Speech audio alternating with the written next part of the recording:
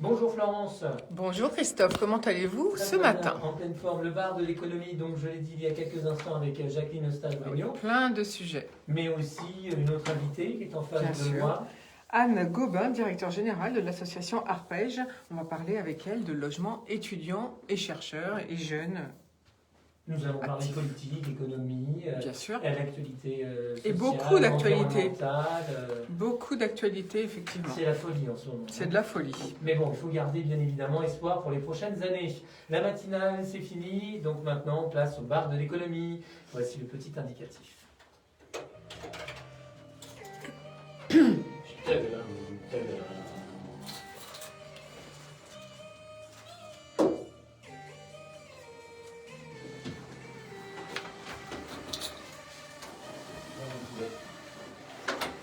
Merci. Tu peux parler là? Vous voulez me faire une photo? Ah oui, c'est vrai. Il y a tout Comme derrière. ça ou comme ça? Il faut enlever le capuchon. Ah oui. Voilà. On a toutes les trois là. Pas moi, moi et mon fils. C'est toutes les trois. Ici, Christophe, Voilà. faut se mettre Je vais ici. faire vous et après je vais en faire plusieurs. Ouais. Bonjour à toutes, bonjour à tous. Je suis ravie de vous retrouver pour cette dernière émission de la semaine. Florence Sueur au micro, bienvenue au bar de l'économie en FM avec IDFM Radio Anguin, en vidéo live sur Facebook et puis retrouvez-nous sur YouTube ou sur notre plateforme bardeléconomie.fr. Alors aujourd'hui, radicalisation islamiste, sécurité, logement étudiant, voilà nos thèmes du jour, car j'ai la chance d'avoir à mes côtés Jacqueline Eustache-Bregnaud, bonjour. Bonjour à tous. Vous êtes sénatrice élue en Val d'Oise depuis 2017. Vous êtes membre de la commission des lois et membre d'ailleurs de la délégation aux Outre-mer. Vous êtes aussi conseiller municipal de la ville de Saint-Gratien après en avoir été la maire pendant pratiquement une quinzaine d'années. Politiquement, vous appartenez au groupe Les Républicains. En octobre, vous avez été élu secrétaire du Sénat. Félicitations. Merci beaucoup. C'est un honneur pour moi. Et puis après 3 ans, je suis au Sénat depuis 3 ans et je remercie infiniment mes collègues qui ont voté pour moi et qui me permettent effectivement de siéger au bureau du Sénat aux côtés du président Larcher. On en parlera tout à l'heure si vous voulez bien parce que je pense que c'est une fonction très intéressante. Et puis merci pour votre fidélité au bar de l'économie. Alors avec vous aujourd'hui, eh bien on parlera de votre rapport rendu sur la radicalisation islamiste, faire face et lutter ensemble, c'était votre thème, votre titre plutôt. 44 mesures dont vous nous en dévoilerez bien sûr quelques-unes. On parlera également de la loi sur la sécurité, le fameux article 24.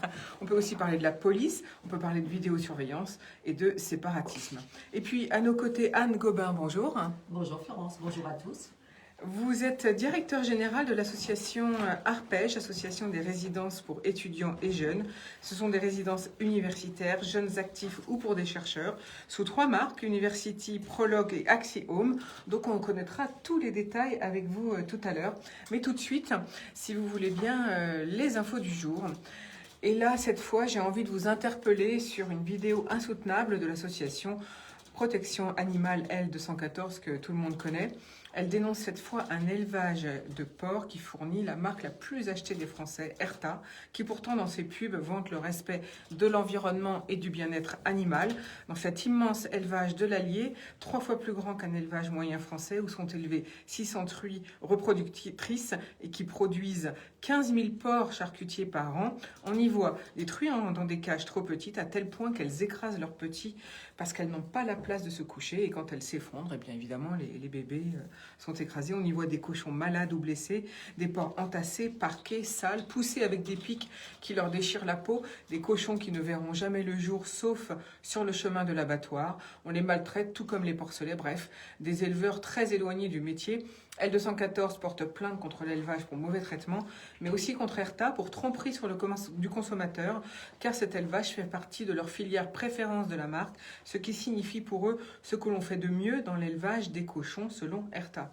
Alors cette vidéo fait suite à celle sur les agneaux dans l'Aveyron en juin 2020, un abattoir déjà épinglé pour non-conformité il y a 4 ans. Pourtant, l'Aveyron est au cœur de la production de Roquefort, en principe respectueuse du cahier des charges strict appelé AOP, appellation d'origine protégée. Ça fait aussi suite à la vidéo sur les veaux, toujours par cette association L214, le 20 février 2020, ou encore pour les canards.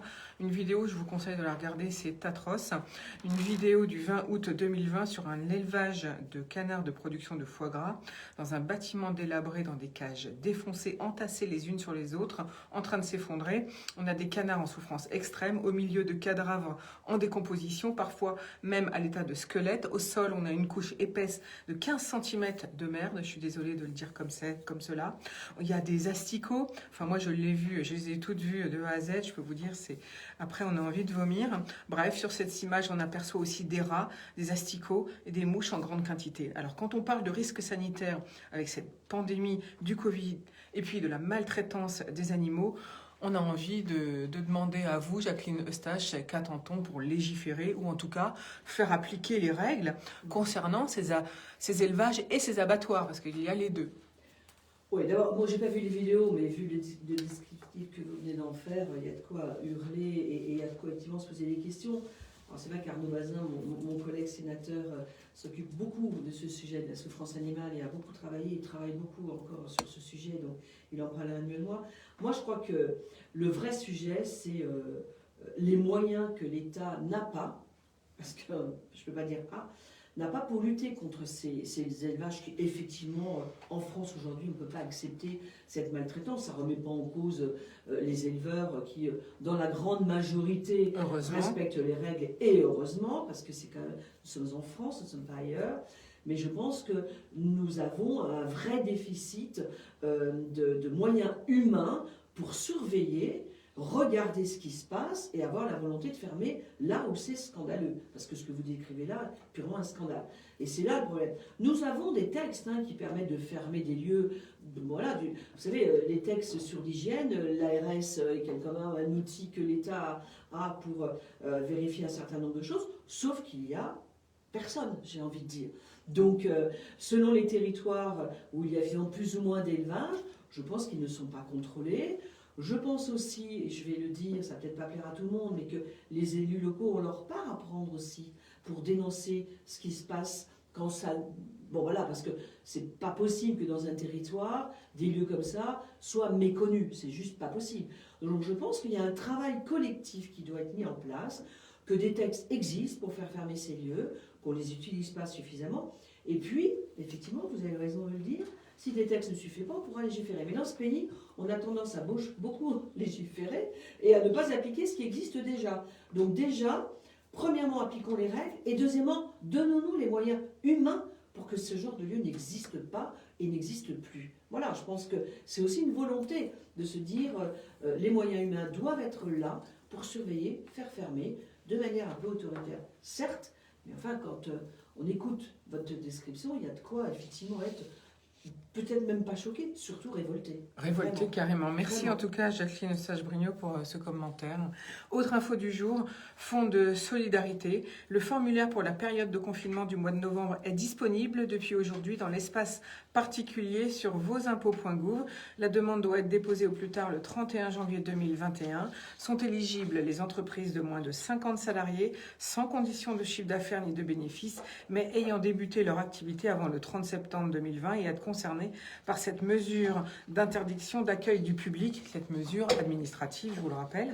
Donc, quel que soit le secteur d'activité ou ayant perdu plus de 50% du chiffre d'affaires, les entreprises dont l'activité principale est exercée dans les établissements recevant du public de type P, comme les salles de danse ou les discothèques par exemple, eh bien, elles bénéficient d'une aide de 1 500 € maximum au titre du volet 1, éventuellement complétée d'une aide spécifique par le biais du volet 2, mais là, il faut vous reporter à votre région.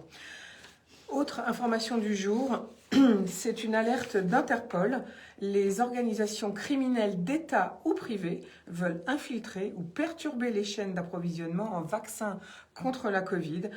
Interpol alerte les États sur la nécessité de garantir la sécurité de la chaîne d'approvisionnement et d'identifier les sites web illicites vendant de faux produits, à la fois physiquement et en ligne. 3000 sites web associés à des pharmacies en ligne soupçonnés de vendre des médicaments et des dispositifs illicites ont déjà été comptabilisés par l'unité de cybercriminalité d'Interpol. Parmi ces 3000 sites, environ 1700 contenaient des cybermenaces, en particulier des logiciels malveillants de phishing et de spam, donc avertit Interpol. Les États membres doivent se préparer à une attaque de tous les types d'activités criminelles, falsification, vol, publicité illégale du Covid et des vaccins contre la grippe. Certains criminels n'ont pas hésité à vendre et à administrer de faux vaccins, affirme Interpol. Une vigilance accrue sera nécessaire lorsque les voyages internationaux reprendront progressivement et les réseaux criminels pourraient intensifier la production et la distribution de kits de tests non autorisés et falsifiés. Alors on est retourné au temps du western, Jacqueline Eustache-Brinio. Oui, c'est insupportable. D'entendre ça, c'est insupportable. On vit dans une pandémie mondiale avec une crise sanitaire sans précédent pour nos générations, avec derrière une crise économique dont on ne mesure pas les effets, qui à mon avis sera aussi catastrophique que la crise sanitaire. Et on a des gens qui vont aujourd'hui aller voler des vaccins ou vendre sur le marché des produits illicites. Mais c'est pas nouveau, vous savez. Vous allez dans certains pays d'Asie, il vaut mieux avoir ses propres médicaments que d'acheter les médicaments dans certaines pharmacies, parce que ce sont des copies et vous pouvez être très malade en les prenant. Donc franchement, voilà, on est dans une espèce de situation où le monde essaye de se sauver et on a derrière des gens qui vont essayer de contrecarrer cette lutte contre cette pandémie mondiale pour des raisons financières, et je trouve ça mais insupportable. Et puis effectivement, aujourd'hui, on a des moyens de communication qui ne sont pas tous surveillés, tous gérés. Et donc voilà, on voit bien les limites aussi de notre mondialisation de la communication facile, oui, mais justement qui peut être attaquée assez facilement aussi. Absolument, merci Jacqueline Eustache-Brinio. Anne Gobin, ça vous fait réagir aussi? Oui, tout à fait. Alors effectivement, insupportable, il n'y a pas d'autre mot, alors que c'est vraiment tout le monde qui est, pour le moins qu'on puisse dire, embêté, contraint, etc. Qu'en plus il puisse y avoir de la malveillance pour essayer de mettre à bas des solutions ou des tentatives de solutions, c'est insupportable. Et je rebondis surtout sur les propos de ma collègue qui dit que pour elle, effectivement, l'Internet c'est super et j'en suis convaincue. On le voit bien nous avec nos jeunes, Internet sans ça ils ne sont plus rien. Mais pour autant, on voit aussi tous les effets pervers. On l'a vu dans la triste actualité récente au niveau d'un lycée et on en a des illustrations ô combien fréquentes sur les effets pervers qu'il peut y avoir quand c'est pas géré. Oui, j'imagine que vous parlez de l'assassinat de Samuel Paty, bien sûr, qui nous a tous choqués. Tout à fait. Merci beaucoup pour votre commentaire, Anne Gobin. Je rappelle que vous êtes directeur générale de l'association Arpège. Alors, autre information du jour, c'est ce qu'a annoncé Jean Castex, notre Premier ministre, hier soir. C'est la vaccination gratuite pour tous. 1 million de personnes seront vaccinées en priorité en janvier, a-t-il annoncé. Il faut 2 doses à 21 jours d'intervalle pour celui, en tout cas, du laboratoire Pfizer-BioNTech, c'est celui dont il a parlé. La France a un potentiel de 200 millions de doses permettant de vacciner 100 millions de personnes avec une marge de sécurité afin de garantir que la France ait suffisamment de vaccins, a-t-il dit. Le gouvernement a budgété 1,5 milliard d'euros pour 2021 pour la vaccination en 3 phases. Alors, la phase 1, les personnes vulnérables, 1 million de personnes, donc je viens de vous le dire, en EHPAD. La phase 2, en février, 14 millions jusqu'au printemps. Il s'agit des personnes avec des facteurs de risque liés à l'âge ou à une pathologie chronique et les personnels de santé. Et enfin, le reste de la population d'avril à juin. L'exécutif ne veut pas rater cette marche, bien sûr, décisive des vaccins. D'autant que le Royaume-Uni est le premier pays à avoir débuté, à annoncer le début de sa campagne la semaine prochaine, avec 800 000 doses qui arriveront donc pour 400 000 Britanniques. Et le Royaume-Uni, lui, a commandé 40 millions de doses. Fin décembre, une réunion européenne doit avoir lieu sur la tolérance justement à ce vaccin. Et ce sont les premiers pays qui testent qui justement serviront bien sûr de mesure. Est-ce que ça vous rassure, Jacqueline Eustache-Brinio? Allez-vous vous faire vacciner? Ah oui, moi je suis une pro-vaccin, donc je me vaccine tout le temps. Bon, je pense que je fais partie d'une génération où nos parents, heureusement, nous ont fait vacciner, où un certain nombre de maladies ont quasiment disparu de notre pays. Moi, j'étais à l'école avec des gens qui avaient la polio. Aujourd'hui, voilà, des gens qui ont la polio dans notre pays, ça n'existe plus. Donc, voilà, moi, je suis une pro-vaccin. Donc, évidemment, je me ferai vacciner quand ce sera mon tour, parce que, voilà, effectivement, aujourd'hui, il y a des priorités. Moi, je voudrais juste vous dire quelque chose. Remettons-nous il y a un an. Il y a un an, nous étions tous en train de préparer Noël, dans la joie, la bonne humeur, il y a exactement un an. Qui aurait imaginé qu'un an après, nous en soyons là aujourd'hui, Et même qui aurait imaginé que dans une vie, on vivrait une pandémie. Et voilà. Qui aurait imaginé que nous ayons une guerre sous une autre forme face à nous, parce que c'est une guerre, certes sanitaire, mais c'est une guerre mondiale aujourd'hui. Donc, il y a un an, on n'imaginait pas tout ce qu'on allait vivre dans les mois qui allaient suivre. Et nous avons vécu le confinement, des milliers de morts, une pandémie mondiale, impossible de bouger à travers le monde. Enfin, on a tendance à l'oublier, ça, quand même. Donc, aujourd'hui, il y a un vaccin. D'ailleurs, on peut être assez admiratif sur la recherche à travers le monde, d'ailleurs, parce que, voilà, il y a des chercheurs qui, à travers le monde, ont dépensé une énergie folle. Il a fallu des moyens pour arriver à ces vaccins, qui aujourd'hui, a priori, alors moi je n'ai pas de compétences médicales, donc je fais attention à ce que je dis et mes propos, je fais très attention à ce que je dis dans la matière, parce qu'il y a souvent des gens qui parlent au niveau médical sans avoir la moindre compétence, donc moi je fais attention. En tout cas, je pense que le gouvernement aujourd'hui, effectivement, a acté d'un agenda de vaccination pour préserver les anciens, le monde soignant, etc. Ben voilà, moi j'ai juste envie de dire, ayons confiance en ces vaccins, ayons confiance à une forme de lutte contre cette pandémie, parce qu'il faut savoir que derrière, et les gens ont tendance à l'oublier, nous devons, l'économie doit repartir, l'économie doit repartir. Il y a un côté sanitaire qui est essentiel, nous devons respecter les gestes sanitaires, on voit bien qu'il y a un certain nombre de mesures pour marcher, on les a prises un peu tard, on peut le regretter, mais en tout cas voilà, ça fonctionne. Mais ce qu'il y a derrière, c'est la crise économique dont nous aurons à faire face, qui avaient des petits boulots qui ne les ont plus. Donc derrière, c'est aussi redonner de l'espoir à celles et ceux aujourd'hui qui sont dans une vraie difficulté. C'est là l'enjeu, c'est de se dire on ne va pas pouvoir vivre comme ça très longtemps, parce que même dans notre pays, nous allons avoir une forme de misère que nous n'avions plus connue. Donc c'est ça l'enjeu. Donc ayons un peu cette petite lumière devant nous pour que ce vaccin nous permette d'éviter des problèmes graves économiques, y compris chez nous, et pas si loin de chez nous, vraiment. Merci Jacqueline Eustache-Brignot. Anne Gobin. Sur cette notion de vaccin, à l'identique, je n'ai absolument aucune compétence médicale. Pour autant, on l'a appelé tous, je crois, collectivement de nos voeux, en tout cas comme étant la solution. Alors, effectivement, là aussi, faisons confiance. Il faut bien essayer de trouver des solutions les meilleures possibles. J'imagine que tous ceux qui se sont mis à la recherche, et effectivement en un temps record, il ne faut pas le négliger, que toutes ces personnes ne sont pas complètement inconscientes. Ça veut dire qu'effectivement, toutes les garanties et les précautions sont prises. Et si on ne sort pas de la crise sanitaire, c'est une autre crise que l'on va avoir et dont on saura encore moins se sortir. Parce que les gestes barrières pour la santé, on voit bien, mais pour la misère, on ne sait pas. Et justement, vous qui gérez des résidences étudiantes ou jeunes actifs, est-ce que vous allez obliger à ce que les gens soient vaccinés lorsqu'ils rentrent chez vous, par exemple? Alors, ce serait tout sauf légal. Donc non, on ne va pas obliger.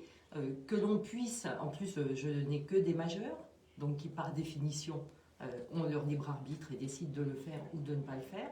Ce que nous faisons déjà, c'est de les encourager sur le respect des gestes barrières et sur une population jeune. Ce n'est pas forcément simple à tous les instants. Pour ce qui est du vaccin, il appartiendra à chacun de se décider et on n'a aucunement le droit de les obliger. Merci pour vos commentaires. Autre information du jour, c'est l'Assemblée qui pointe un pilotage défaillant de la crise Covid par le gouvernement. Cette fois-ci, la critique vient de la commission d'enquête parlementaire de l'Assemblée nationale. À l'issue de 6 mois d'audition, a déclaré le président du groupe LR, Damien Abad. Mal armé, manquement des pouvoirs publics en amont et pendant la crise, dit-il, manquement d'interministériel, de déconcentration, de décentralisation, message contradictoire sur les masques, des défaillances sur la politique des tests. Le rapport a été adopté et sera publié dans 4 jours, mais sans les voix des LREM qui se sont abstenus. Tous les autres membres se sont prononcés pour. 130 heures d'audition et plus de 50 auditions. Le rapport donc, doit être rendu public la semaine prochaine. 53 000 morts en France pour le moment au total. 96 plaintes contre les ministres ont été adressées par la Cour, à la Cour de justice.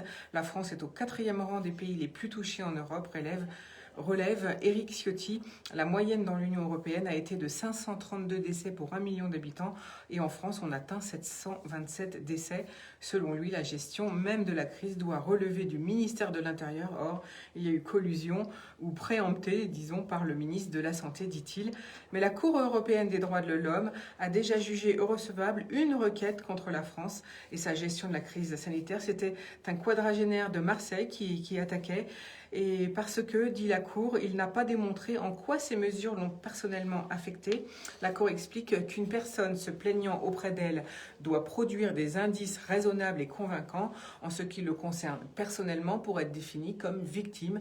Et une personne ne peut pas se plaindre d'une pratique nationale ou d'un acte public simplement parce qu'il lui paraisse enfreindre la Convention européenne des droits de l'homme.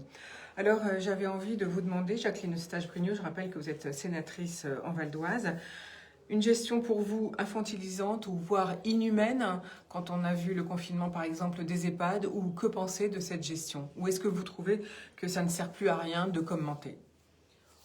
Alors, moi je pense que ça, ce qui sert, c'est de tirer les conclusions de la manière dont ça a été géré. Je pense que ça c'est important.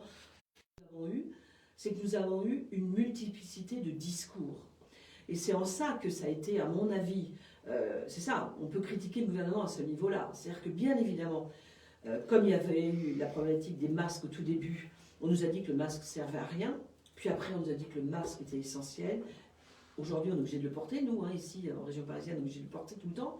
Donc en fait c'est ce manque de ligne en fait. C'est-à-dire que je peux comprendre qu'il a fallu s'adapter à cette crise qui nous est tombée dessus, mais ce qui était très infantilisant, c'est le fait qu'on n'ait pas cette ligne dès le départ et que, compte tenu des manques qu'on avait dès le départ de masques, parce que le gouvernement, effectivement, n'en avait pas, on a eu des discours très infantilisants depuis le début. Et puis, je crois, ce qui est l'une, à mon avis, des critiques majeures, c'est cette hyper-centralisation du pouvoir aujourd'hui sur ces sujets-là, avec une volonté de faire partout pareil, sans tenir compte des spécificités des territoires.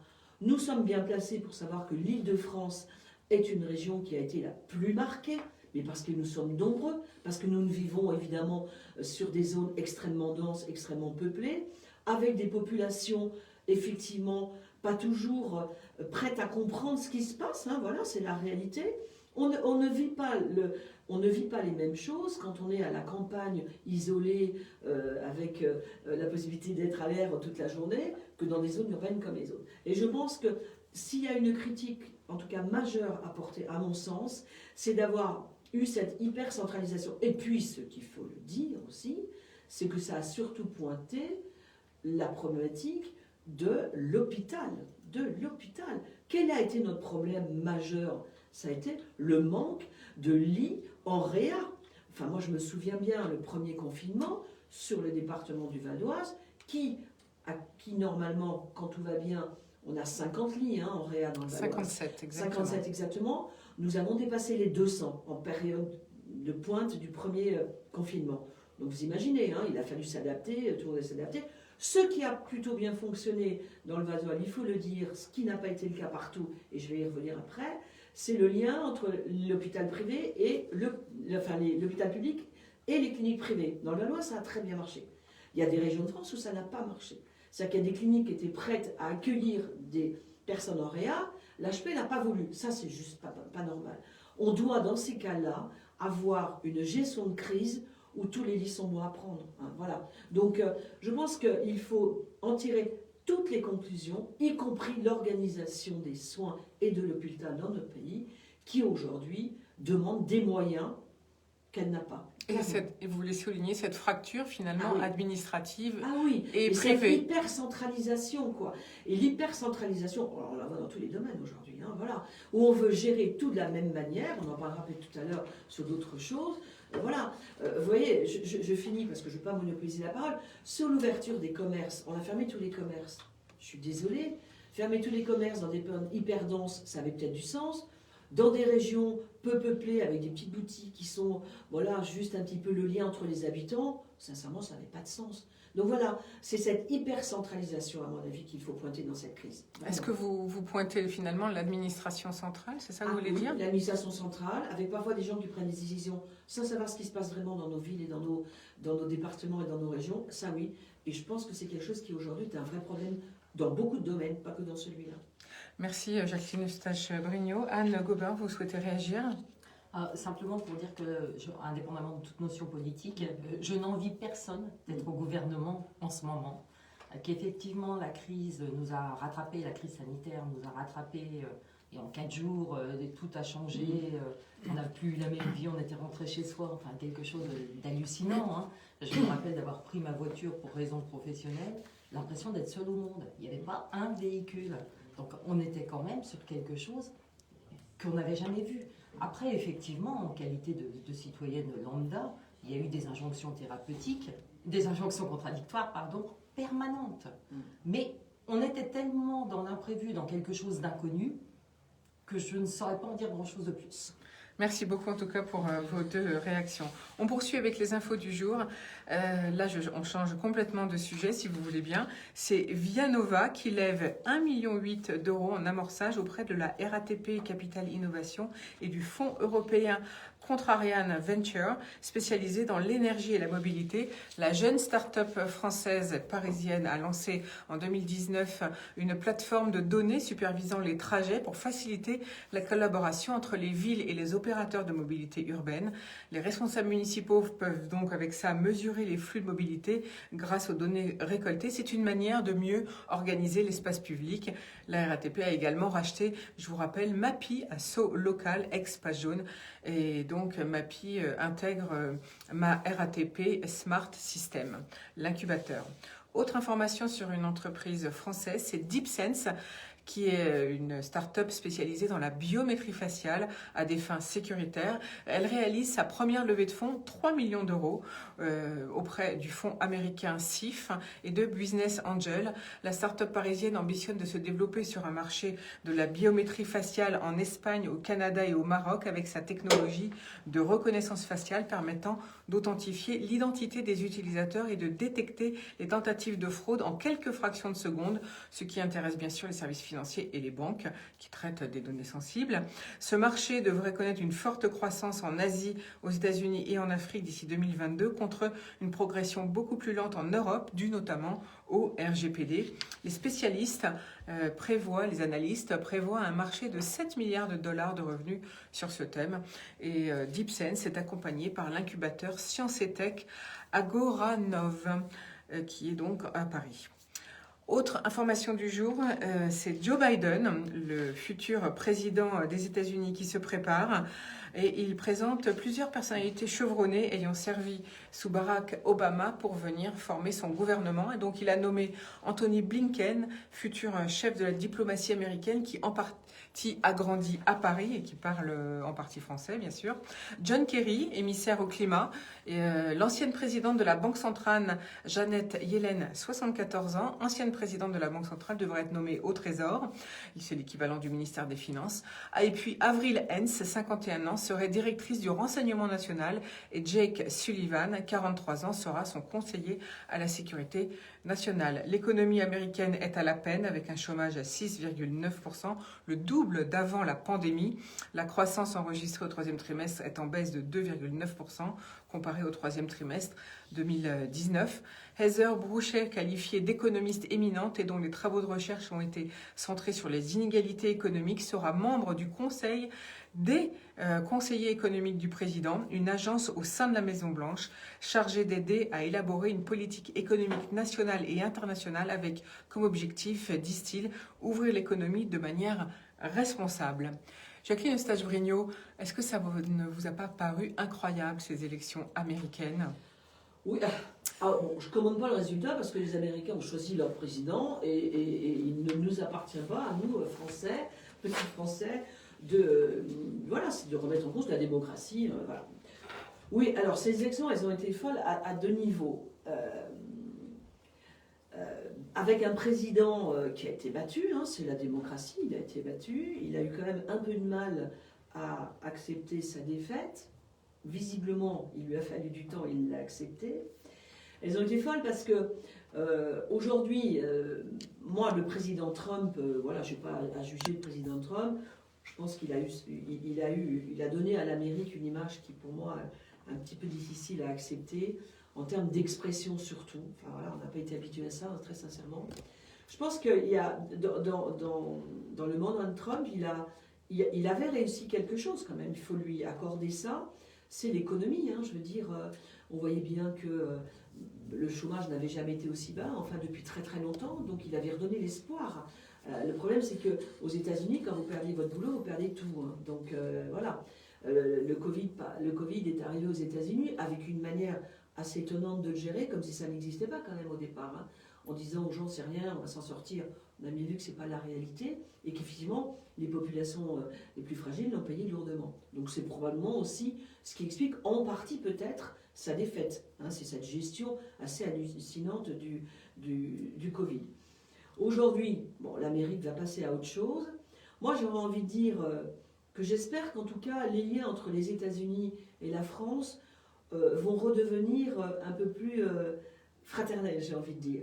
Parce que ça fait quand même des années que les liens entre les États-Unis et la France se sont disloqués, y compris avec Obama. On ne peut pas dire que le président Obama, les liens entre la France et les États-Unis soient forts. Il préférait aller en Allemagne qu'en France, le président Obama. Donc j'espère sincèrement que les liens entre la France et les États-Unis vont se retisser, parce que c'est quand même un pays avec lequel on a une page d'histoire commune quand même, il faut le dire. Hein, voilà. Et j'espère qu'on va pouvoir reconstruire ce lien, en tout cas d'amitié, de coopération avec les États-Unis, qui ne sont pas nos ennemis, au contraire, qui ont été nos alliés, il ne faut jamais l'oublier. Alors voilà, l'Amérique va écrire une page nouvelle, vous avez cité des noms qui, à mon avis, me donnent un peu d'espoir. Merci beaucoup Jacqueline Eustache-Brinio. Je rappelle que vous êtes sénatrice élue en Val d'Oise depuis 2017. Allez, je vous propose tout de suite, c'est la fin des infos, une jolie pause musicale et on revient au bar de l'économie pour aborder nos premiers sujets du jour qui sont radicalisation islamiste, le rapport, la sécurité et le logement étudiant. Voilà. Super.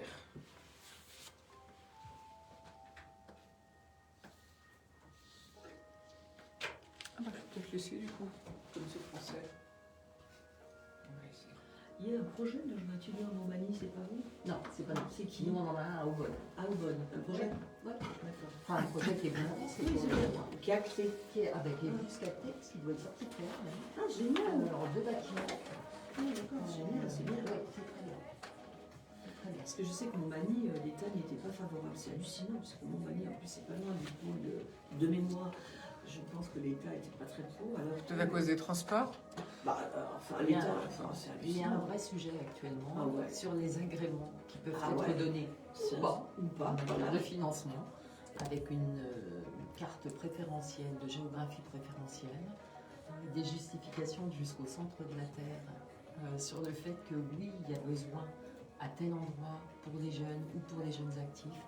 Mais c'est un peu compliqué. Ça Ouais. fait l'objet de groupes de travail avec la région également. Et c'est très très intéressant, mais il faut qu'on arrive à avoir une dynamique collective. En parallèle, il y a bien eu un accord partenarial de signé entre la CPU, l'USH et les CROUS, mais qui n'a, enfin le CNUS plus précisément, mais qui n'a pas été ouvert par exemple à l'ensemble des partenaires. Action Logement, indépendamment du monde associatif où on présente quand même, enfin, il y a les CROUS et puis il y a aussi tous les autres gestionnaires qui représentent un gros volume. Donc c'est vrai que c'est dommage dans une période où on essaie de produire en masse que l'on fasse par petits bouts. Là, c'est un problème d'administration centrale? Alors, je ne peux pas dire que l'Île-de-France et les régions fonctionnent de la même façon, non plus, Ah bon? puisque, sans tomber dans une grande technicité, mais les financements sont, pour nous, c'est de la résidence conventionnée, donc c'est du PLUS ou du PLS. En Île-de-France, on nous impose un sous-plafond par rapport au plafond réglementaire, ce que je ne retrouve mais nulle part ailleurs. Donc ça a plusieurs conséquences, c'est que les équilibres économiques à trouver pour pouvoir réussir à produire sont compliqués. En Île-de-France, c'est là où le foncier est le plus cher. Et pourquoi est-ce qu'on émet des règles? Alors sur le fond, ça Comme part ça. d'une bonne intention, c'est de se dire que ça va permettre d'avoir des loyers moins chers qui sortent pour les étudiants. Dans la vraie vie, c'est pas ce que ça donne. C'est que quand les conventionnés, entre Il faudra m'en parler tout à l'heure. on n'arrive pas à le faire, c'est les privés qui produisent. Et le problème, c'est privé, c'est que pour les jeunes, c'est pas la même chose. Ah bon, Paris, c'est vrai. Ah ben voilà. Attention. Pardon. Nous voici de retour au bar de l'économie. Aujourd'hui, on aborde radicalisation islamiste, sécurité, logement étudiant. Et vous venez d'entendre le dernier titre de Louane, Donne-moi ton cœur. Alors à mes côtés, Anne Gobin pour parler donc logement étudiant, car elle est directrice générale de l'association Arpège. Et puis Jacqueline Eustache-Brignot, sénatrice élue en Val d'Oise. Donc pas mal de sujets ensemble aujourd'hui, notamment votre rapport. Mais avant, Jacqueline Eustache-Brignot, vous avez été nommée là cet automne au début du commencement du Sénat de la nouvelle année, donc 2020-2021. Vous êtes élue secrétaire du Sénat. C'est une belle nomination. Et puis ça doit être très intéressant. Expliquez-nous un peu comment ça fonctionne, ce corps rapproché, j'allais dire, de 25 sénateurs autour de Gérard Larcher. Oui, alors, donc j'ai été élue effectivement pour la période 2020-2023, parce que tous les 3 ans, il y a un renouvellement du bureau du Sénat. Et donc, il y a une répartition par groupe politique. Donc, effectivement, j'ai été élue pour représenter le groupe LR. Alors déjà, je remercie surtout mes collègues de m'avoir accordé leur confiance pour siéger auprès du président Larcher. Donc, c'est vrai que c'est d'être auprès du président Larcher, ça permet d'être un petit peu dans les coulisses du pouvoir et de l'administration du Sénat de manière plus proche. Donc oui, je suis assez fière. Alors après, je suis aussi assez fière pour le Val d'Oise parce que entre mon collègue Arnaud Bazin, qui est déontologue du Sénat, c'est pas rien non plus, et moi, je pense que le Val d'Oise est bien représenté dans les instances dirigeantes du Sénat. Donc effectivement, le bureau du Sénat se réunit au minimum une fois par mois autour du président Larcher dans un domaine de compétences de gestion interne du Sénat et d'orientation d'un certain nombre de choses. Donc voilà, je pense que oui, pour moi, c'est une belle expérience en tout cas. Vraiment, merci à vous. En tout cas, félicitations. Merci beaucoup. Alors, donc, vous venez de rendre, et c'est pour ça que je vous avais demandé de venir aujourd'hui à ce micro, vous venez de rendre votre rapport sur la radicalisation islamiste, faire face et lutter ensemble, c'est le titre.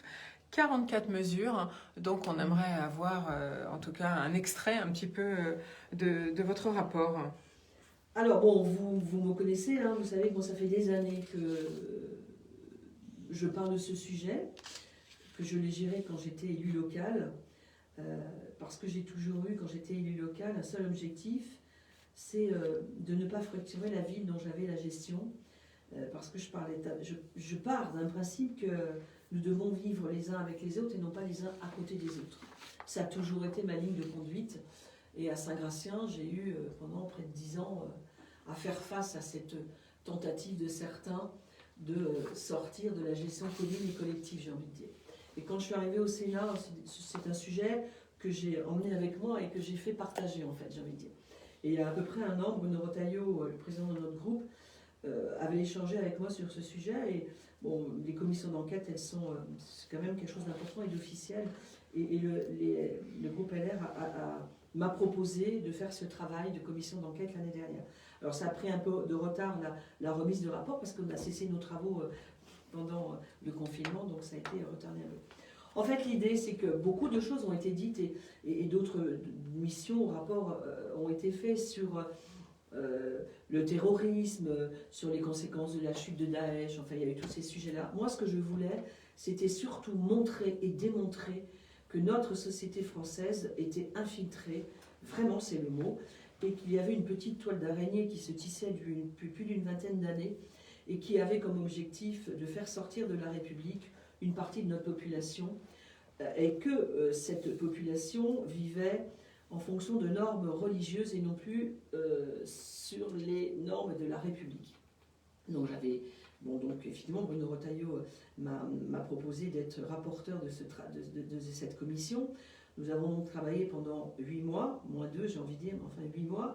Allez, ce que je souhaitais, vous savez, quand on fait des commissions d'enquête, des rapports, des missions, on a souvent des universitaires, des chercheurs, des intellectuels, et ça c'est extrêmement important parce que c'est aussi très riche de s'imprégner de ces recherches, mais je voulais aussi, et c'est pas ce qui se fait de manière,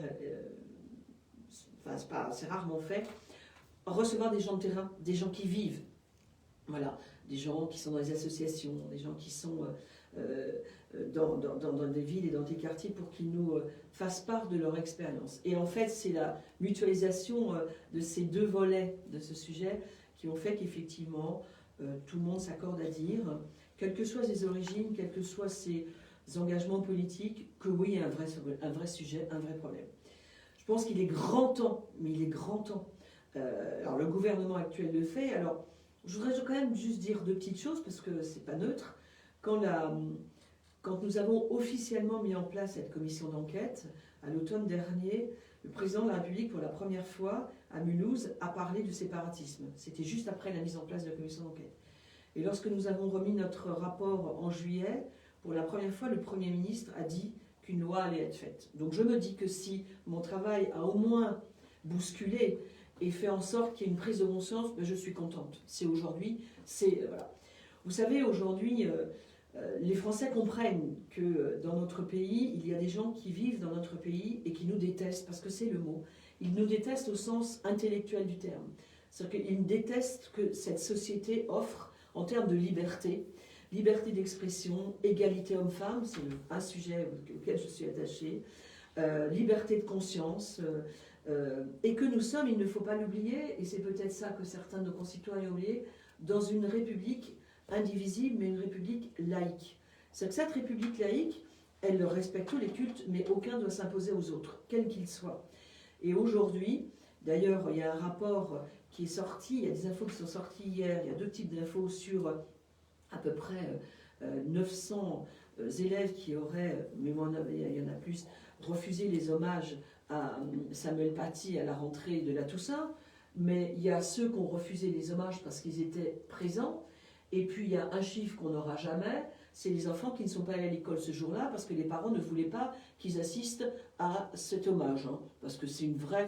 Moi, j'ai interpellé la directrice départementale d'éducation nationale qui m'a juste dit « Oui, effectivement, il y avait plus d'enfants absents que d'habitude. Le nombre, on ne peut pas le savoir. » Ben oui, parce qu'évidemment, quand vous n'envoyez pas vos enfants à l'école parce que vous refusez que vos enfants assistent à cet hommage, c'est aussi un moyen de refuser l'hommage. Évidemment, vous ne pouvez pas concrètement le vérifier, mais c'est une réalité. Donc aujourd'hui, nous avons un pays qui est parfois fracturé, vraiment, avec ce qu'on appelle des espèces d'écosystèmes qu'on a laissé construire, hein. Voilà, le gouvernement d'aujourd'hui n'est pas responsable d'une vingtaine d'années de déni. Il faut quand même avoir l'objectivité de le dire, ça me paraît évident. Après, il faut qu'on trouve les moyens de lutter. Donc nous avons des espèces d'écosystèmes avec des quartiers qui vivent sous une espèce d'emprise religieuse, une seule religion, il faut juste le dire, hein, qui est l'islam. Alors, il faut être très clair.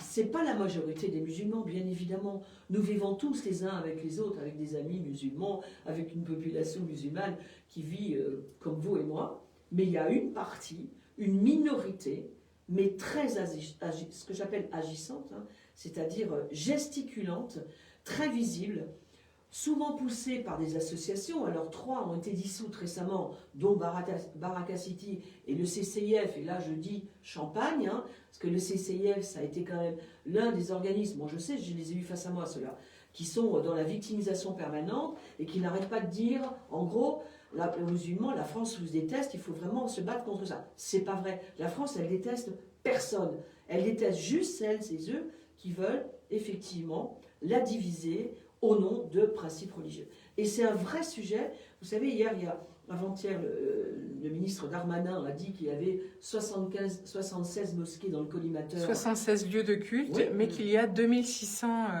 lieux de culte en tout, et 76 ont été identifiés. Oui, moi je pense qu'il n'y en a pas que soupçonnés 76, de radicalisation. C'est probablement les plus dangereux et les plus violents, avec des prêches des prêches, à mon avis, qui appellent à la haine. Donc, effectivement, il va falloir travailler sur la police des cultes. Enfin, il y a un énorme travail à faire sur ce sujet. Mais même s'il y en avait une, j'ai envie de dire, elle ne doit pas exister. Voilà. Ça, c'est juste pas possible. Il y en a 76, a priori, identifiés. Donc les pires. Il y en a d'autres, les pires. Avec aujourd'hui, vous savez, quand on parle d'islamisme, le mot islamisme, il faut le définir. L'islamisme, c'est un projet politique. C'est pas autre chose. C'est un projet politique. Vous savez, lors des auditions, certains m'ont dit, avec un peu de naïveté, vous savez, notre combat, ça a été d'avoir des lieux de culte partout en France. Donc, en gros, maintenant, on en a beaucoup pour être visible. Hein. Bon, voilà, c'était un choix. Maintenant, on veut des écoles. Et puis après, peut-être qu'on aura d'autres objectifs. Et j'ai clairement dit, une fois que vous avez eu les lieux de culte, que vous voulez des écoles, après, vous aurez l'infiltration des listes politiques et à vouloir gérer des villes. Vous savez, on a quand même dans le département une ville pour laquelle je m'interroge beaucoup et qui m'inquiète beaucoup, c'est Goussainville. Il faudra qu'on en parle un jour. Hein. Voilà. On dit que le nouveau maire est soupçonné. Oui, il n'est pas soupçonné. Hein. Vous regardez comment ça fonctionne, la ville de Goussainville, moi je suis très inquiète. Mais ça, c'est peut-être pas le sujet d'aujourd'hui. Mais en tout cas, on ne peut pas ne pas regarder ce qui se passe à Goussainville aujourd'hui. Donc voilà, le sujet, c'est que nous ne pouvons pas accepter qu'une partie de notre société échappe à la République. Pour deux raisons. Nous devons protéger les femmes, vraiment, les femmes. Mais nous devons protéger les enfants. Pourquoi nous devons préserver les enfants? C'est que ces enfants qui sortent de la République, c'est-à-dire qui vont dans des écoles hors contrat ou dans les cours, les petites filles de 4 ans sont voilées intégralement. Moi, c'est inconcevable de vivre ça dans notre pays. Vraiment, vraiment. Eh bien, ces enfants-là, filles comme garçons, quels seront ces enfants? Que devront-ils devenir? Quels adultes de demain seront-ils dans notre République laïque quand tout petits, on les fait vivre dans des normes exclusivement religieuses? Ces petites filles et ces petits garçons qui n'ont pas une vie comme les autres, c'est-à-dire qu'ils ne vivent que sur des normes religieuses, ils ne vivent pas avec leurs copains, ils vont pas, voilà, ils font pas de sport avec tous les autres, enfin, c'est ça, on les sort de la République quand même. Eh bien, ces enfants-là, nous devons les protéger. C'est notre responsabilité d'en faire des adultes et des adolescents d'abord, comme les autres, avec une liberté de conscience,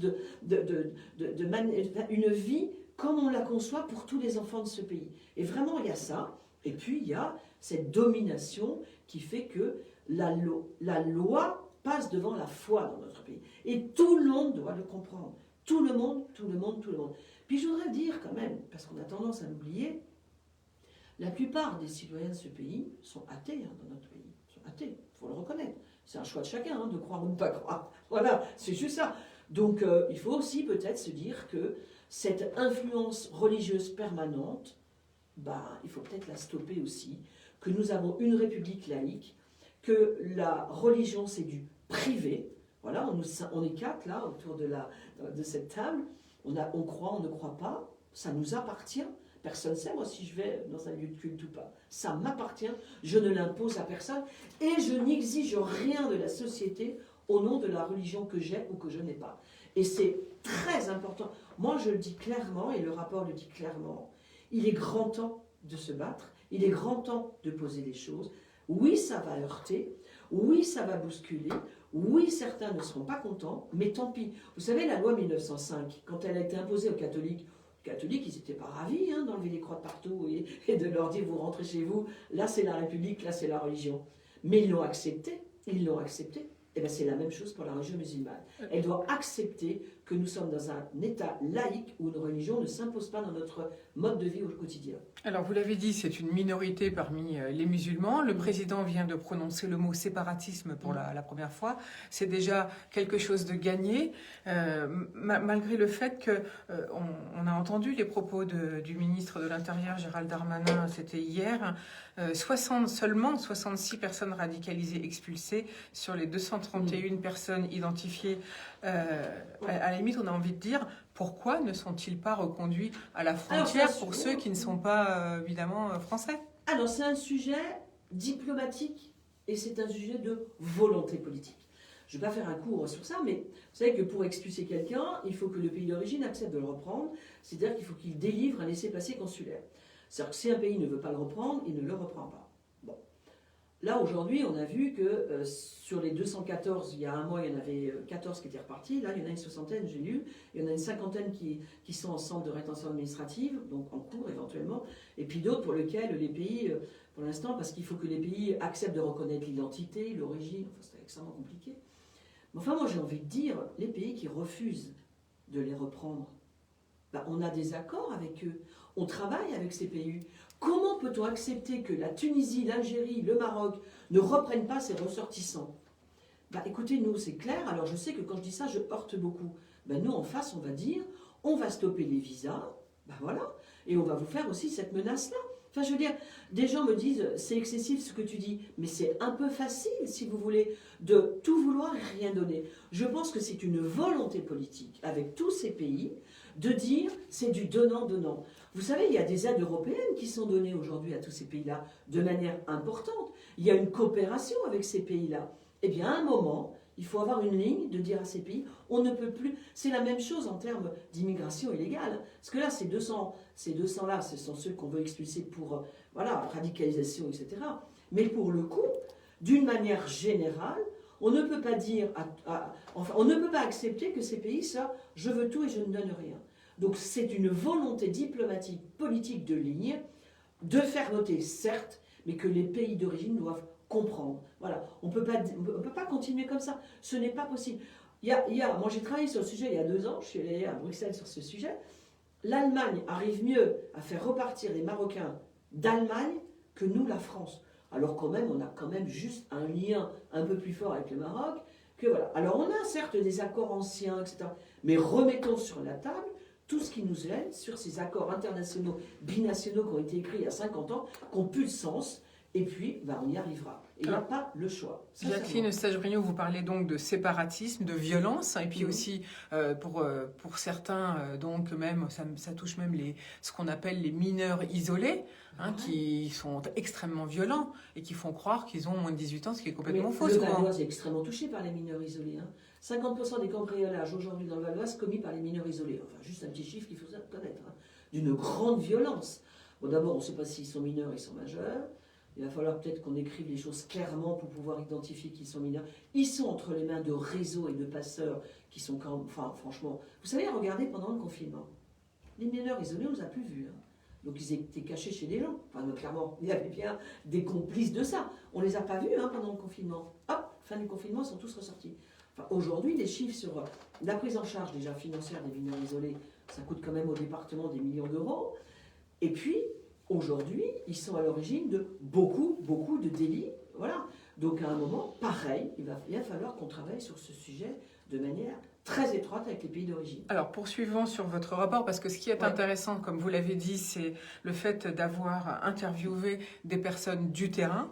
Finalement, grâce à toutes ces interviews qui ont duré au moins 6 mois, j'imagine, sur cette commission, 8 mois sur la commission d'enquête, concrètement, parmi les 44 mesures, quelles sont celles qui vous paraissent prioritaires?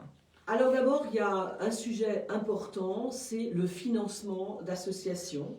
Alors pas uniquement sur les lieux de culte, mais d'associations qui font du soutien scolaire, du loisir, du sport, en parallèle à d'autres associations souvent. Bon, voilà.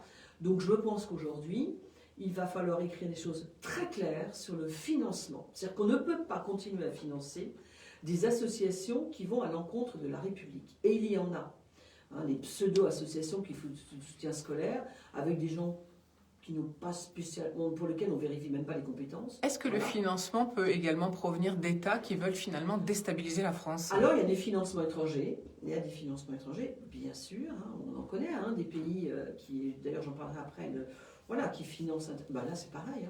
Il va falloir aujourd'hui travailler sur tous les financements. Alors, les financements publics qui sont versés à un certain nombre d'organismes et d'associations et les financements qui viennent de l'étranger. Ça, c'est clair. Et puis, il faut imposer la République partout, c'est-à-dire que, et d'ailleurs, je pense que dans la loi sur laquelle on va discuter dans les mois qui viennent, il y a un certain nombre de choses qui sont écrites sur la neutralité dans l'espace public, dans tout ce qui est lié à la gestion publique de notre pays. Dans les hôpitaux, il y a un vrai travail à faire. Comment on peut concevoir que, au nom de normes religieuses, on choisisse son médecin? Voilà. En France, il y a une femme, un homme qui est là aux urgences, on prend celui qui est là. Hein. C'est clair, c'est écrit comme ça aujourd'hui. Hein. On n'a pas le choix du médecin quand on arrive aux urgences, par exemple. C'est la règle.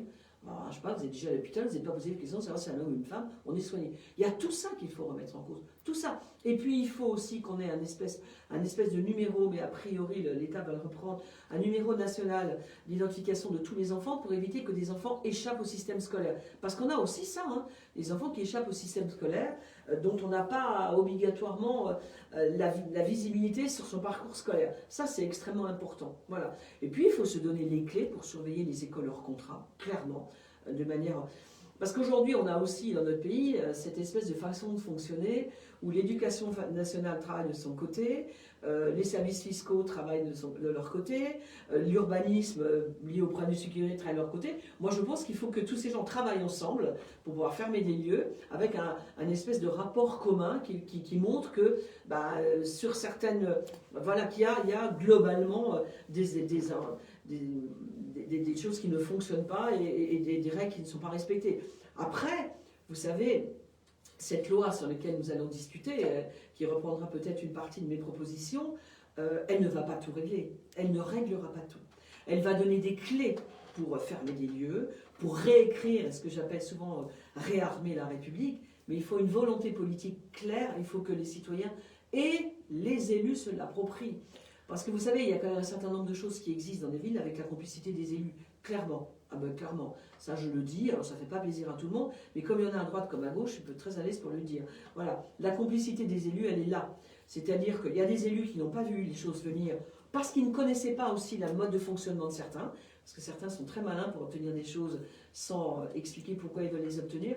Et puis il y a des élus qui, par électoralisme et clientélisme, sont allés chercher des voix là où il fallait les chercher, mais qui ont été évidemment obligés de lâcher des choses au nom des voix qu'ils ont obtenues. Donc ça, c'est juste pas concevable aussi. Et ça, c'est une prise de conscience collective que ce pays doit poser aujourd'hui.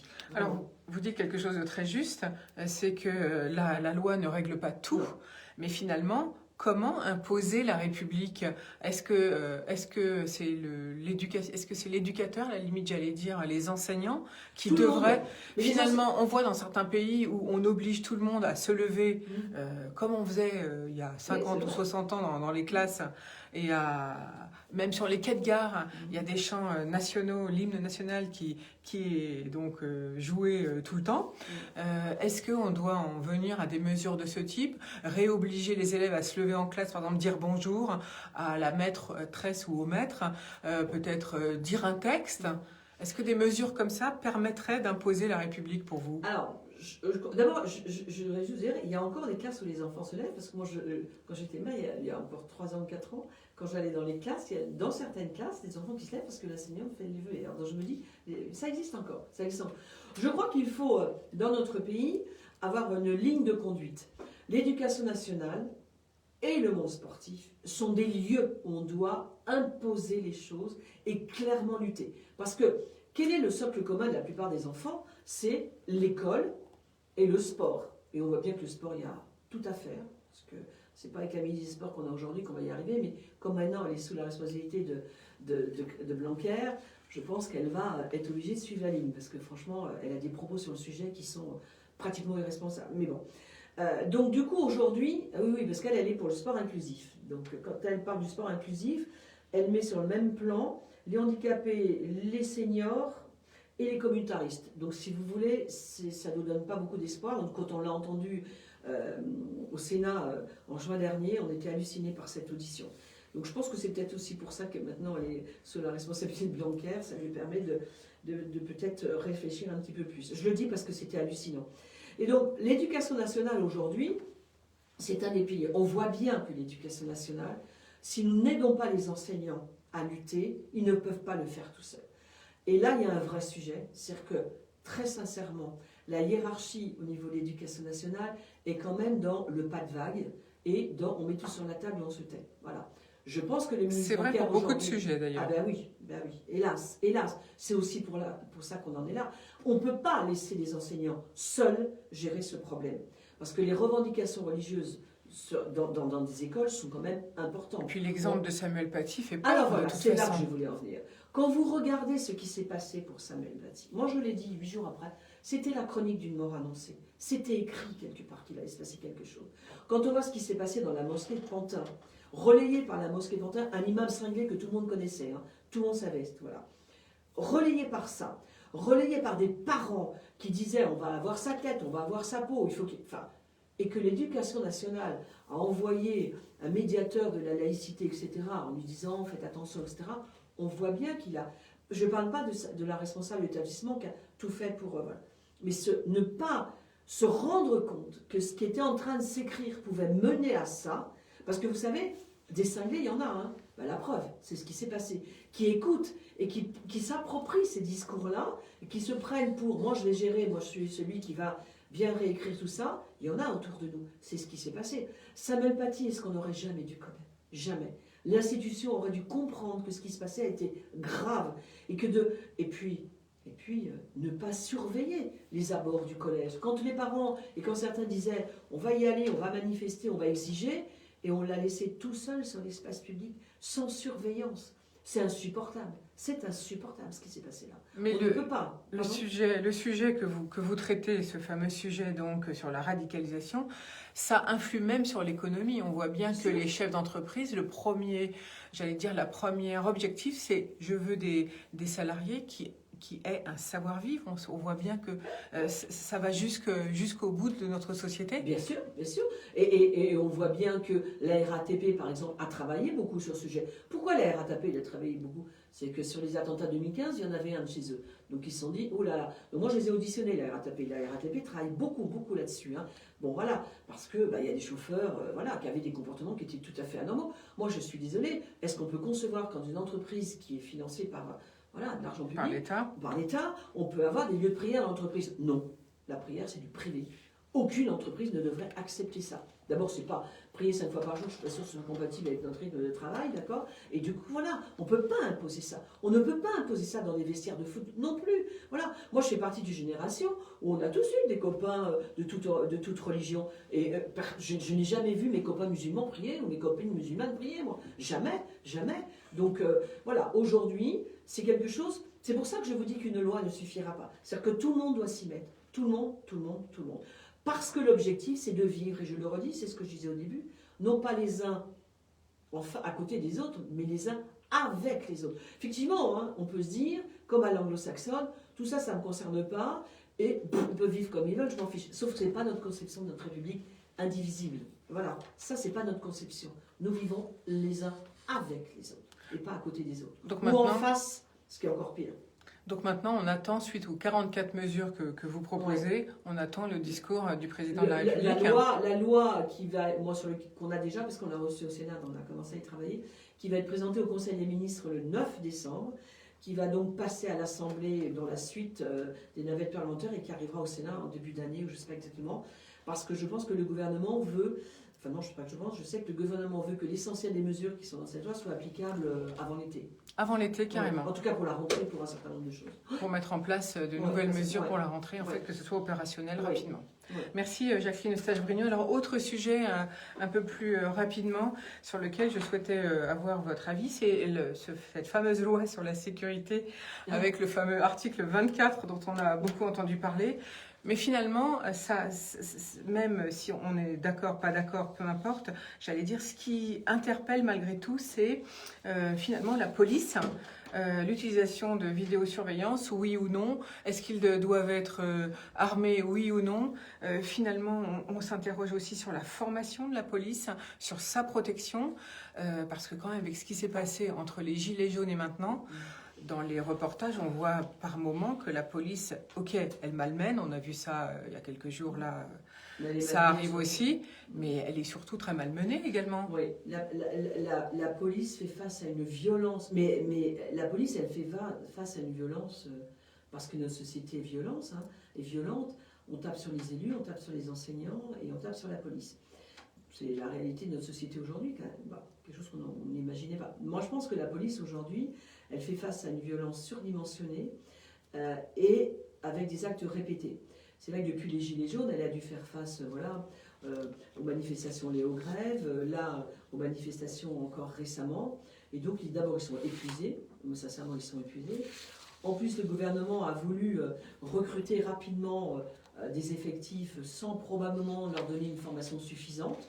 Parce que c'est aussi ça, hein, le sujet. C'est que, voilà, pour faire face à ces violences, il faut être formé. Et les formations ont été raccourcies. Et puis, moi, ce qui me choque quand même, c'est que, de toute façon, la police aujourd'hui, quand des policiers commettent des actes répréhensibles, ils sont sanctionnés aujourd'hui. Et c'est normal. On ne doit pas accepter des attitudes qui ne sont pas, voilà, déontologiquement. Voilà. Donc ça, c'est pas de souci.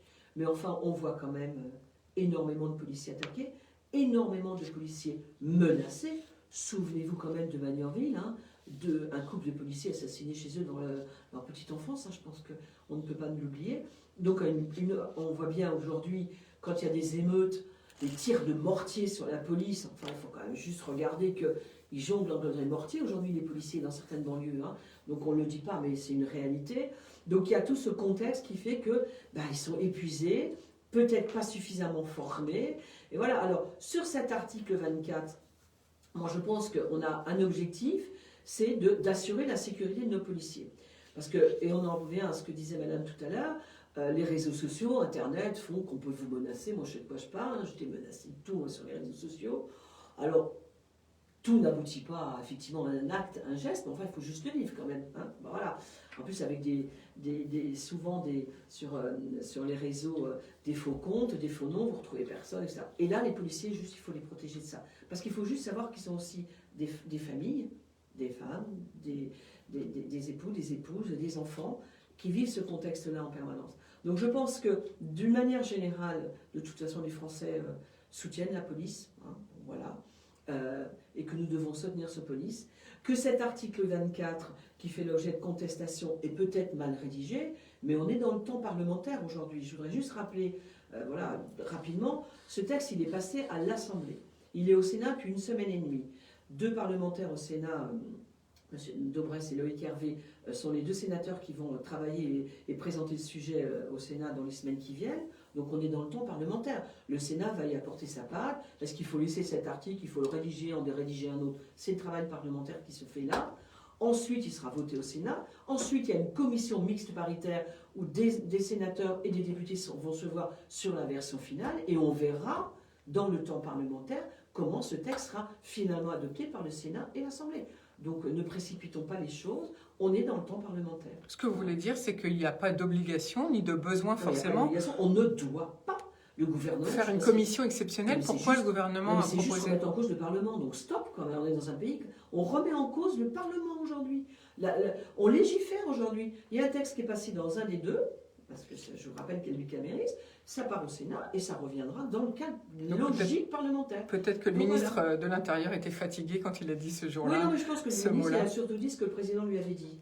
Parce qu'on a quand même un président qui dit ce qu'il veut faire. Voilà. Merci Jacqueline Eustache-Brinio pour cette franchise.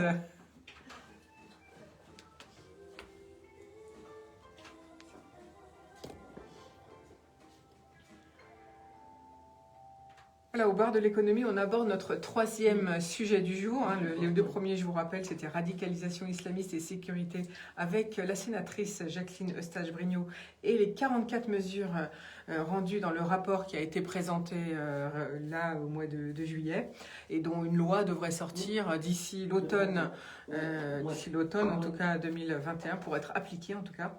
Second sujet, 3e sujet du jour, donc le logement étudiant, enfin le logement pour jeunes, j'allais dire plutôt, avec Anne Gobin. Vous êtes directrice générale de l'ARPEJ, l'Association des résidences pour étudiants et jeunes. Alors j'allais dire, comment faites-vous pour sortir des projets de terre? Expliquez-nous comment ça fonctionne. Alors je vais déjà indiquer ce qu'est ARPEJ. ARPEJ, c'est une association qui a 31 ans, qui a été créée par l'une des filiales de la Caisse des dépôts en son temps, pour être adossée au Conservatoire national supérieur de musique et de danse de Paris. La particularité, c'est que nous ne gérons jamais des résidences dont nous sommes propriétaires.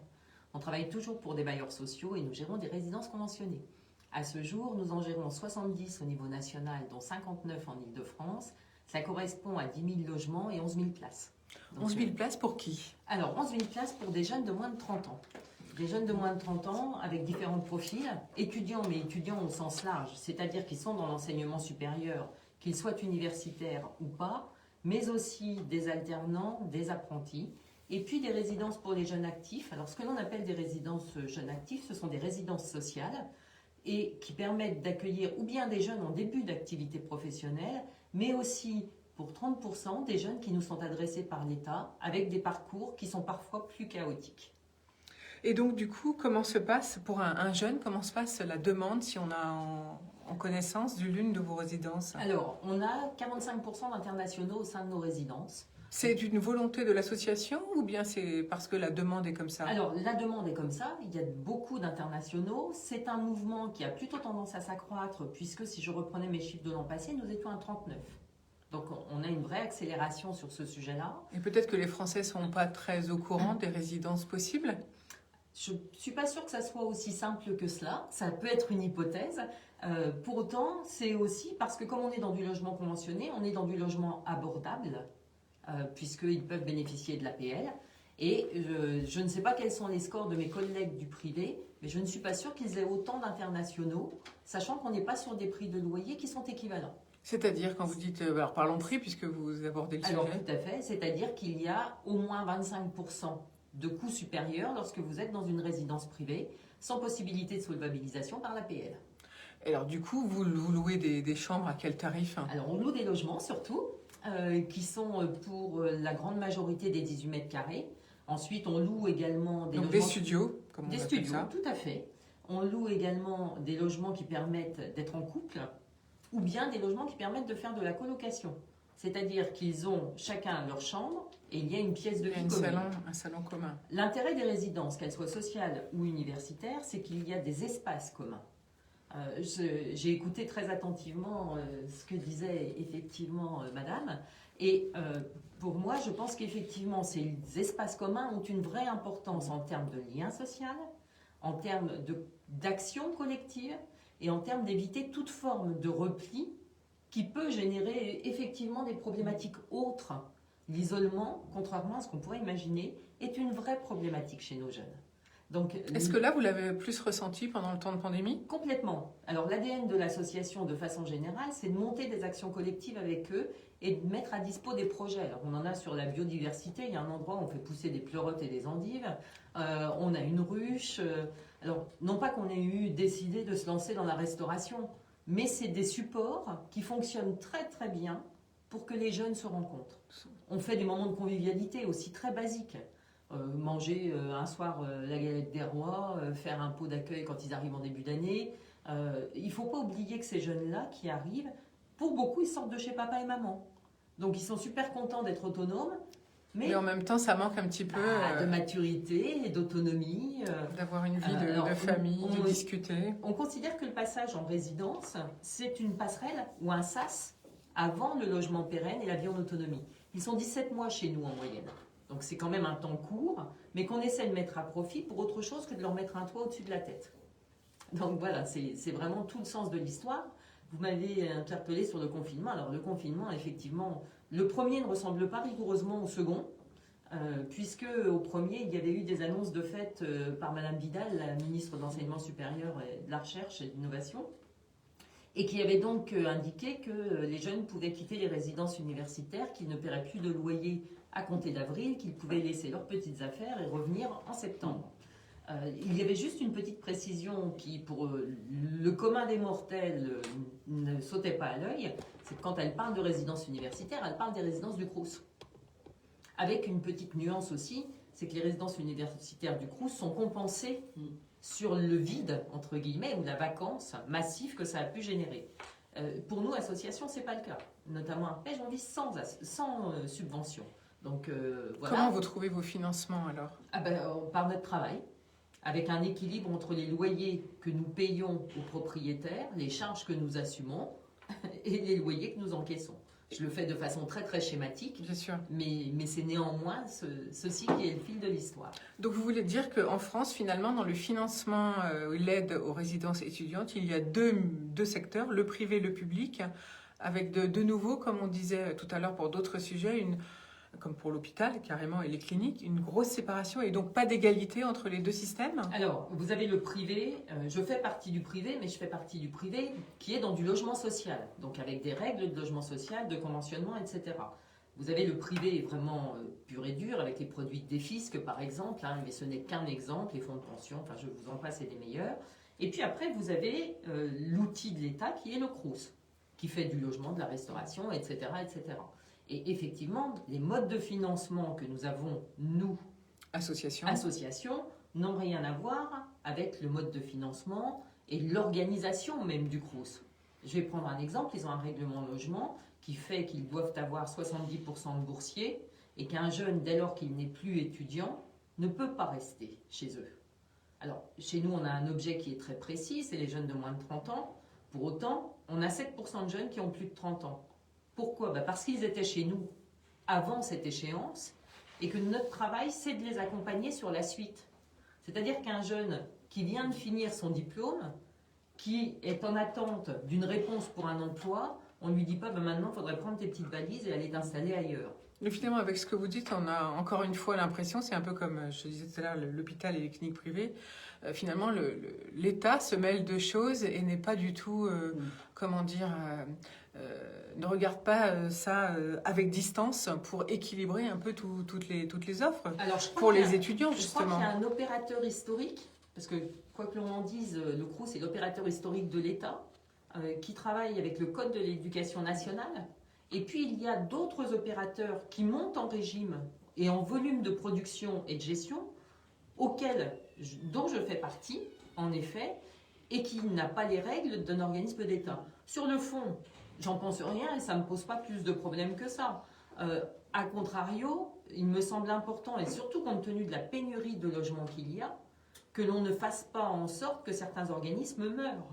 C'est ce qui serait quand même un vrai souci, alors qu'on a déjà beaucoup de mal, enfin les jeunes surtout, ont beaucoup de mal à se loger. Réfléchissons sur quel est l'intérêt du jeune de façon générale. Après qu'il y ait du privé, du public, c'est pas grave, tant mieux. Semi-privé, peu Tant importe. mieux. Mais justement, est-ce que vous, en tant qu'association, vous pouvez vous installer où vous voulez? Alors, je peux m'installer où je veux. Alors, je vais vous raconter la vie d'Arpège en matière de développement. Puisque je ne suis jamais propriétaire, ça veut dire qu'il y a quelqu'un qui va être propriétaire du bâtiment qui vient me voir. Alors, 75%, ce sont des bailleurs, 25%, ce sont des promoteurs. Donc, on travaille avec eux le plus en amont possible sur un cahier des charges. Donc, même en avant, au moment de la construction, vous voulez dire? Avant la construction. Et donc, on travaille avec un cahier des charges très précis, très normé, qui repose sur la qualité d'usage. Quand vous avez un logement de 18 mètres carrés, que c'est votre lieu de vie, votre lieu d'étude, enfin d'apprentissage, et par ailleurs vous avez toutes les pièces humides, il faut que ça soit fonctionnel. Donc on a un cahier des charges un peu normé aussi sur les espaces communs, et on travaille en partenariat avec ceux qui construisent. Donc ça c'est le principe de base. Pour autant, pour construire un bâtiment, vous demandez un permis de construire, jusque-là c'est assez classique, c'est le bailleur qui s'en charge, et vous obtenez des financements. Puisque je suis dans un domaine qui est le logement conventionné, vous attendez des financements d'État. Et à ce jour, effectivement, il y a un vrai sujet et un vrai enjeu d'implantation. Donc s'implanter partout, déjà je ne le souhaite pas, parce qu'il y a des endroits où ça n'a pas de sens. Je ne vois pas pourquoi j'irais monter une résidence étudiante là où il n'y a pas d'étudiants. Enfin, à un moment donné, il faut être pragmatique et puis avoir un peu de bon sens. D'autant que moi je pars en l'association en étant locataire pour 12 ans du bailleur social, je n'ai aucun intérêt à aller m'installer dans un endroit où je vais être seule avec moi-même et ma résidence. Bien Donc, sûr. pour toutes ces bonnes raisons, effectivement, il y a des lieux où il est opportun de ne pas aller. Une fois qu'on a dit ça, actuellement, on a quand même un petit sujet qui est sur les agréments qui sont donnés ou pas pour la construction de résidences universitaires. C'est-à-dire ce que vous voulez dire, c'est qu'il y a des lieux où vous vouliez vous installer qu'on vous a refusé, en clair. Alors, je ne vais pas raisonner que sur Arpège, mais plus sur le monde du logement étudiant. Et plus globalement, on a eu quelques endroits où ça a été un peu compliqué. Je dois avouer que pour le moment, on en est plutôt sorti comme on le souhaitait. Mais effectivement, il y a des groupes de travail qui ont travaillé sur 5 axes avec la DRIL, la région et puis les bailleurs, pour savoir quelle était la géographie préférentielle. Alors sur le fond, pourquoi pas faire une géographie préférentielle? Pour autant, il ne faut pas que ça soit un carcan. Donc je veux bien qu'on se dise que c'est plus opportun d'être au pied d'une université, mais très honnêtement, on s'en doutait un peu quand même, en matière de population étudiante. Bien évidemment, et avec des transports là où ça me côté. pose un problème, c'est que quand sur certains lieux, on nous dit « Ah non, mais là, non, on n'est pas convaincu. Donc démontrez-nous que vraiment il y a un vrai besoin. Donc il y a eu des projets que des collègues conventionnés ont proposés. Ils n'ont pas réussi effectivement à obtenir le financement. Coût de l'opération, c'est pas que la résidence s'est pas faite, c'est qu'elle s'est faite en privé, sans avoir besoin des financements d'État. Donc quelque part, c'est quand même dommage de priver une part qui est quand même très conséquente des étudiants qui ont besoin de logements à loyer abordable, parce qu'on a considéré que ce n'était pas un besoin. D'autant que personne n'est sot au point d'aller s'installer dans un endroit qui le met en difficulté ou qui met le jeune en difficulté. Bien sûr. Alors, revenons, Anne Gobin, sur vos projets éventuellement d'implantation et puis revenons sur les tarifs pour un jeune, si des jeunes sont intéressés, combien ça coûte et qu'est-ce que vous proposez comme service, justement? Oui. Alors, d'une part, en termes de développement, on est vraiment convaincu qu'il y a un vrai besoin pour les jeunes et donc on vise à prendre 700 logements par an en gestion. C'est notre rythme de développement que l'on tient peu ou prou. Alors, c'est les joies de l'immobilier. Hein. Cette année, avec un confinement, évidemment, on a des opérations qui vont être livrées plus tard. On en a de cette année qui vont passer à l'année prochaine. Mais si je lisse nos prises en gestion, on est sur 700 logements par an. Le deuxième axe, c'est qu'on est, je l'ai dit tout à l'heure, 59 résidences en Île-de-France, mais une volonté aussi d'aller s'implanter sur des métropoles où le logement étudiant est tendu. Lesquels, par exemple? Je pense à Lille, je pense à Bordeaux, je pense à Toulouse, où effectivement, il y a un vrai besoin qui n'est pas satisfait. Le but, c'est toujours cela. En région, il y a une particularité, quand vous n'êtes pas sur des zones hyper tendues ou hyper urbaines, c'est que vous avez l'été, alors ça c'est vrai partout, mais un étudiant normalement câblé se dit que sur l'été, si le marché n'est pas tendu, il rend son logement et il ne le reprendra qu'en septembre. Ce qui veut dire que moi j'ai une difficulté d'occupation estivale. Et ça, vous l'acceptez, ça, le fait que l'étudiant ne reste que de septembre ou octobre jusqu'au mois de juin? La réglementation fait D'accord, que c'est je ne vais pas obligatoire, ligoter en fait. chez moi. C'est obligatoire. Tout à fait, il donne un préavis. Si la zone est tendue, il a un mois de préavis. Il donne un congé, pardon. Si la zone est tendue, il a un mois de préavis et il nous quitte. Il vous quitte et il peut éventuellement revenir l'année suivante? Oui, bien sûr. Il peut réserver aussi? On peut Alors, réserver on d'une année sur fonctionne, l'autre? Entièrement par Internet. Parce que 45% d'internationaux, vous imaginez bien que ça ne va pas être possible qu'ils viennent visiter. Et par ailleurs, il y a un autre paramètre. Donc vous êtes digitalisé tout de suite? À 100%. Puis alors en plus, nos jeunes, honnêtement, ils ont quand même l'appareil greffé dans la main. Voilà. Ils sont câblés tout le temps. Donc, La troisième main, c'est le téléphone. c'est ça. Et donc 45% d'internationaux. 45% d'internationaux, oui, effectivement, il y a un vrai enjeu par rapport à ça. J'en ai perdu le fil de ce que je vous Et du disais. coup, on parlait des projets. Donc, oui, les projets, je vous parlais donc vous des zones disiez tendues, Lille, Bordeaux, etc. Toulouse. Vous me demandiez s'ils pouvaient réserver. Oui. C'était ça l'histoire. Ils s'inscrivent dès lors qu'il y a de la disponibilité. Et à partir de là, ça engendre une attribution parmi X dossiers, sachant que nous privilégions dès que l'on peut les boursiers. bien sûr, c'est la règle. C'est une règle que l'on se fixe. C'est pas une réglementation. C'est la règle. Mais c'est un Arpège, vrai en tout cas. choix. Oui. C'est un choix de votre part. Alors, les services, si on est un jeune donc, et qu'on réserve ou qu'on demande une réservation, on obtient par la plateforme, donc on obtient une réponse en combien de temps?